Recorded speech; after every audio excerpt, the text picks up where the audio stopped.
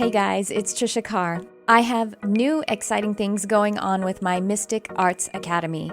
You can now subscribe to receive all of the live monthly content for about a third of the investment of a single class.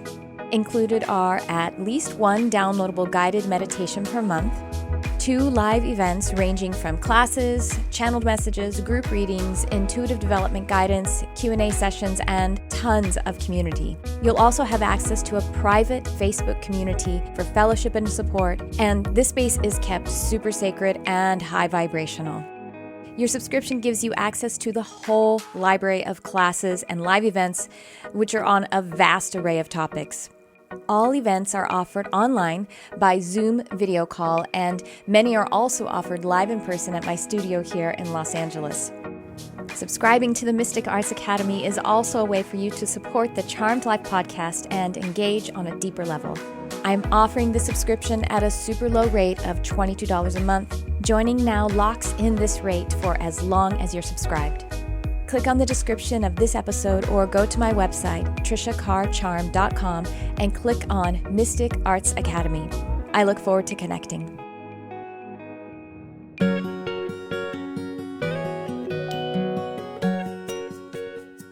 Hey everyone, it's Tricia Carr. Welcome to this mini episode of Charmed Life and the 11th phase, 11th day in our 29 days of lunar phase. I hope this episode is going to be pretty fun for you who are listening. This one is about cats. Well, it's about animals in general, I guess. So I had an idea about, well, maybe one of my cats had the idea. I really think that my kitty Delilah had this idea and subconsciously transmitted it to me. My idea was, well, you know what? Humans aren't the only ones who are engaged with the lunar cycle, and humans aren't the only ones of this planet who create their reality and manifest. As a matter of fact, every single thing does, because that's just what energy does. And so I thought, well, I'm going to talk to my cats about how they relate to manifesting and synchronizing with the lunar phase and what they feel about the moon in general. Okay, so in case you're new to me and my channel and podcast and the work that I do, I am an intuitive, I'm a medium, and I'm an animal communicator. I'm a spiritual teacher overall. And I'm an animal communicator, and that means that I telepathically communicate with animals, and not only animals, but with nature, because everything is energy, and where there is energy, there is information, which means you can relate to it and exchange information or have a telepathic exchange. Now, animals, especially the ones who live in our family, have a lot to communicate to us. As a matter of fact, if you have animals in your family, you are communicating with them all the time. They are so a part of your being that the communication feels very much like your own. So even for me, for myself, who's an animal communicator, I know I'm always communicating with them. It's so fluid in the way that, I'm connecting with my arms. It's just a part of me. But if I want to get a specific answer, then I kind of deepen my focus in a different way than it is walking around. And I can ask them specific questions. And, maybe it's the subtle conversation is going on all the time, and I'm quite aware of it. I know how my cats and birds are thinking and feeling it all the time, and they know how I am feeling and thinking as well. But I decided to take this kind of unusual conversation to them and see if I could get their specific point of view. And I think I'm probably going to take this to ask some parts of nature too. I only worked with my cats for this, 4 of my 6 cats, the ones who live inside with me, and I didn't take it to my birds. I have 5 beautiful parakeets, so wonderful. But I just decided to work with the kitty cats this time. So buckle up, I guess. I don't know. It's going to be pretty short, but it's going to be fun. Now, I'll tell you, the way the messages come through with animals, sometimes it is really varied. It can be like speech. It is feeling. It can be pictures and short movies. And essentially just the knowing, just essentially like any other kind of spiritual or non-physical communication. And usually when I enter into an animal communication session, if it is with a group of animals, a family of animals, if it's someone who hires me and they have 2 dogs and a cat or something like that, it tends to, for the most part, I'd say 90% of the time, the elder animal is the one who begins the conversation, but it's not always that way. Sometimes it's just the animal who is a bit more of a leader or one who wants to be a leader in that particular moment. In this particular session, as I felt into my little animal clan, my Delilah came forward first as wanting to communicate on this subject. And she is actually the youngest of the 4 kitties. And she's also the only girl. So I'm like, I wonder if she's got a little more divine feminine. And she actually really does. She is kind of a feminine cat. But that is a femininity that is akin to the lioness of God, like Archangel Ariel. She's feminine, but she's not shy and she is not weak. She is a very strong-willed little girl. So I'm going to read to you what I pulled through as I connected with each of them and just asked for their interpretation or their perspective on how individually they work with the moon and the lunar cycle. And so, again, I started with Delilah, which is, like I say, probably the one who gave me the idea, although I didn't realize it directly. Because when I first tapped in with her, or tapped in with all of them, and she came forward first, the first thing she said to me was like, oh, finally, I was telling you this morning that it was time for us to talk. And what she was indicating was when I was leaving the house to come into work to the studio, that she was kind of crying and, and like begging me. And we'd already spent we have special time every morning. We have, lots of scratches and she meditates with me every morning. And so I'm like, well, okay, but I have to leave. You already got your special time, like an hour of it. And she was still like just telling me, come here, come here, come here. But I went ahead and went to the studio, went to work. And then so when I tapped in with her, she was like, yeah, exactly. That's what I was saying. I wanted to talk to you now. And, but, I didn't even hadn't been conscious of the idea yet. So my little Delilah, I asked her, I posed the question to her this way. I said, how do you connect with the moon energy? And my Delilah replied, the moon connects to me. And what's kind of funny about this is she was sort of correcting me in the way I presented the question. That's how I said it in my mind, the question, how do you connect to the moon energy? And I think it's probably a very human way to approach this topic. And she is this pretty common, actually, when I talk to her, that she has been known to correct me in how I ask her questions or present things or just, how I'm perceiving something. She's like, yeah, no, let me tell you how it really is. And as I said, how do you connect with the moon? She gave me that. I heard that the moon connects with me, and she gave me this picture of lunar energy, which as a picture came as like moonlight, conducting down from the source, the moon, and moving into her energy as a creative force, something that is co-creating with her. So she corrected me in the way that I presented it, and showed me that the moon actually offers guidance. And she showed me how her body and emotional energy is created and supported by the moon. Co-created, it's one of the important sources. This is what she was saying. And as I say, her emotional energy and her body, we know that the moon and the tides of the ocean, the moon and water, are intrinsically linked. And I had the sense as she showed me this picture of that fundamental experience of the body being so much water, and that the moon is directly correlated with that. And then just on the energetic level as well, with the emotional energy, which we know water to be associated with metaphorically or symbolically, but Delilah was telling me literally. And so I asked Delilah, and what about right now, this particular phase of the moon, this day? And, we are now in the Gibbous Moon. We're heading toward the full moon. We're in this swelling, this expanding part of the cycle. And my Delilah answered me that it is exciting. I want to play and cuddle. And the energy beneath playing and cuddling, which, she does all the time, want to play and cuddle, but there is kind of an extra charge to it right now. And the way this charge, what it feels like is that this is a time of momentum.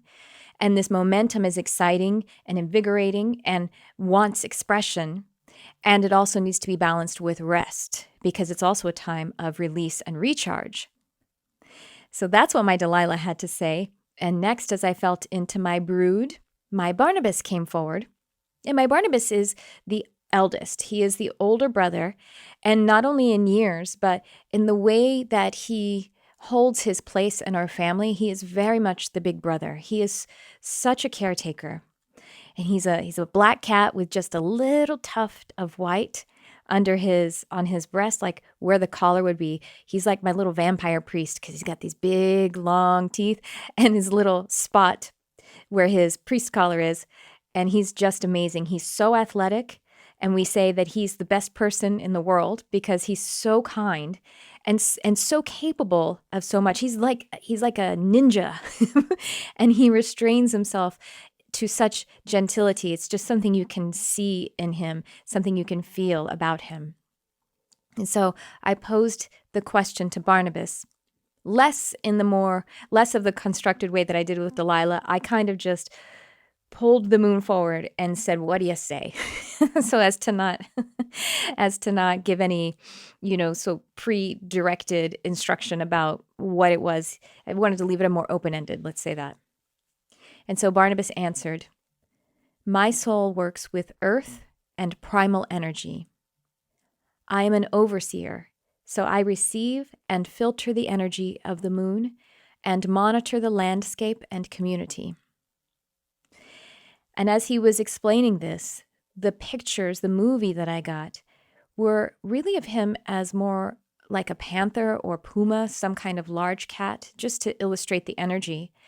And if that kind of large cat were surveilling an area of nature, of where all of the community was, all the different animals and the nature, and that this animal would be up surveilling and walking around, and as he said, the watcher, but also the one who is like an energy healer and a transmitter, bringing in that energy, changing it, and then sending it to the whole community, as well as the landscape, meaning the ecosystem, the earth, and all that was in the area that he oversees.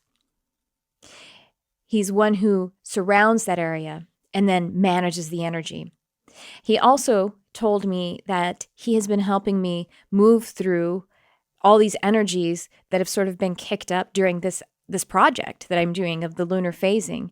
He said with my gave me this feeling of my conscious application of this lunar phasing has really got me in touch with my being in a way that things are kicking up. So things that are like, if there's anxiety or anything that is wanting release, he has been managing that with me. He was very aware of it. And he has actually been waking me up some early mornings because he wants me to break out of something that I was doing in my sleep or change directions.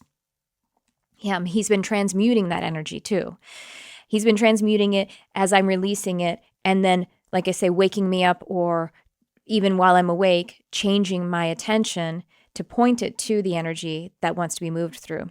And it's really happened a lot on a soul and subconscious level, but it's also happened on a physical level. He's been wanting to be next to me, sit on my lap, and take care of me. And he's also working with my husband in these ways. So that's what my Barnabas said. And the next one who came forward is my kitty Con. And Con is actually next in the age order. It actually goes Barnabas, Con, Franzi, and Delilah. So Con is the newest member to our family, our cat family at least. He is 7 years old. Is that right? I'm counting. He was born in 12. Yeah, he's 7. He's 7 years old, and he's only been with us about a year and a half. So he was rehomed from someone else's family, and he is a purebred Russian blue. So he is quite handsome, quite the dazzler.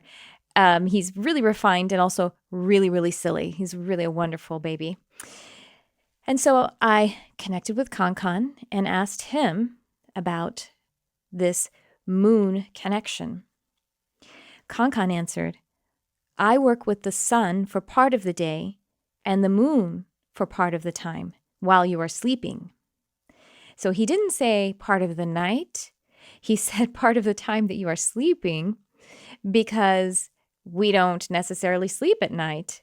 I go to bed sometimes at 10 p.m., sometimes at 11, and the sun's been down for hours in the wintertime, and that's how it is now. And then I wake up between 6 and 7, and I think the sun is already rising. So to him, it's not night. It's just the time that I'm sleeping. And so he was indicating that he has an equal duty. The way that he works is both with the sun for part and the moon for part. So it was important for him. I'm sure the others also work with the sun, but the sun must be very important in his purpose and how he uses his energy and executes his duties and his life purpose. He went on to say, I walk through the house to level the emotions and thoughts that you and Daddy expel at night. And so he told me this in relation to working with the moon while part of the time you are sleeping. And he does this in early morning hours. It seems to be sometime between 3 a.m. and 5 a.m. Definitely by 5 a.m., he's probably back and tucked away, maybe snuggling one of us. And so he's walking around the house, and I've seen this. I've seen that if the door gets closed of our bedroom and he's in there, he wakes me up and says, you have to open the door because I have to go do my thing. And so I've never really asked him directly, but apparently he does that because he's working with the moon. And the way he's working with the moon is he is taking all of the energy, the emotions and the thoughts that we have expelled, and it's kind of like a cleanup, but it's a transmutation, but it's really more of a weaving together and harmonizing is the feeling that he gives me, what I kind of feel about his surveilling and walking around inside. It was interesting because Barnabas actually gave me this surveilling thing, but it's more like a much more expanded. Concon's talking about physically in our home. He says, also, I commingle my scent in the early morning after journeys have been made so that we can live in harmony. And so he's just talking about this early morning walk still. It's on an energetic level, but it's also on a physical level. He commingles his own scent and all of the scents and the things, and he's actually explaining to me that the emotions and the thoughts have an aroma or an odor, I suppose, that he picks up, he can detect. And so he actually is physically working to make all of these pieces come together. And when he said after journeys have been made, he's indicating journeys that happen in the first 2/3 of the night, meaning the sleep and the dreams that we have. And those tend to be the times that we are so identified with our astral body that we don't remember those as well as we remember the early morning dreams. So he does all of this before the early morning dreams where there could be venting or other things that we have more of a tendency to remember. He does it while we're still before we are toward the end or just having done those deep soul excursions where we disidentify from the 3D almost entirely, and we're spending time communing with our spirit guides, communing with our higher selves, receiving downloads and activations. He's like, after all of that has been done, there's a kind of reset. And then I go and do this duty so that we can live in harmony. And I'm like, wow. And apparently this is something he does in cooperation with the moon. Finally, my Franzi. So my Franzi kitty, if you don't know, has made himself famous. When was it? It was in 2014. My Franzi got a viral video. And now you may have seen it even if you don't know this about me or my Franzi, because it's actually, if you go on Giphy or some kind of GIF maker, even maybe the one on your phone, and you put in cat hug or spaceship, my Franzi might actually show up. So he is famous for a video that I put up because he just does this amazing thing. The video is called Best Kitty Hug Ever. So he stands up on his hind legs and reaches his little hands up to you and asks you to pick him up. So he's very gregarious. He is a star, and he's kind of like an eternal baby too. Whereas my Barnabas is the big brother.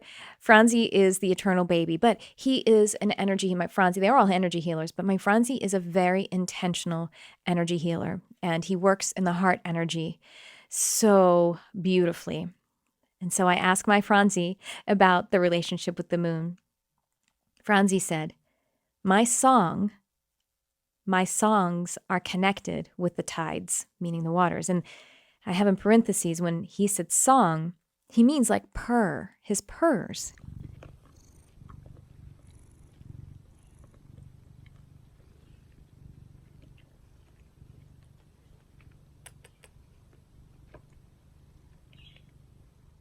My songs are connected with the tides. His purr, the way that he expresses himself that way, is connected with the water, and therefore the moon, and the flow and the ebbs and flows of the moon and emotional energy. There was just so many layers that are to the subtext and that is involved in just his saying, my songs are connected with the tides. He says, I send them, his songs, I send my songs to your hearts. My song moves with the flow of what we are creating and what I receive. And I receive the guidance from the moon. I call you into me so that this work can be done.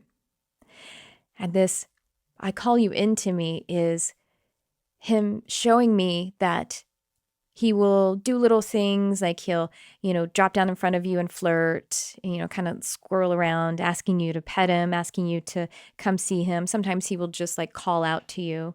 And then, of course, he'll just come and like take a seat on you, or he'll purr toward us. And what he's saying is, I want you to come into my energy, into my aura, so that this work can be done, of me sending my song and the communication and the energy healing from the moon to your hearts. And he does this a lot with his purrs, or as he calls them, his song. He says, the flow of what we are creating, all of us together, all of us as a family in our home, and all of us in the whole universe. So that's my little Franzi. He does seem like he's a little bit of a self-centered guy, but truly he's quite a profound little energy healer. Well, I hope you guys enjoyed hearing what some cats have to say about working with the lunar phase, and I hope that some of what they said was inspiring to you. And stay tuned for Charmed Life, the full episodes, because I'm going to do an episode about animal communication and manifestation, how these two can be utilized together, how animal communication can be used in your manifestation process. And so that does it for Phase 11 in our 29 days of phase and our Gibbous Moon heading to our full moon. I'll connect with you tomorrow. Thanks for tuning in. I love you, whoever you are.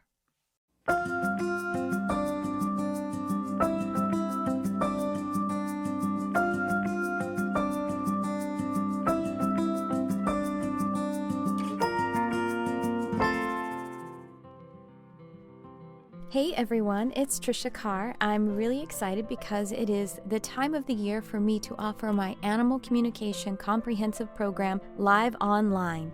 Whether you are interested in the profession or if you would like to connect more deeply with your own animal family members, having an understanding of this form of telepathy will enhance your life and all of your other intuitive gifts. About once per year, I offer this program live, and that time is now. It is starting in December of 2019, and this particular live program has some bonus time added in. So the way this program works is it is delivered live online, and we also have a private study group of a beautiful community of like-hearted animal and nature lovers. Go ahead and check it out. The link is in the description, and I hope to see you there. Thank you so much for your love of animals, for your love of our planet, and for shining your light on our beautiful world.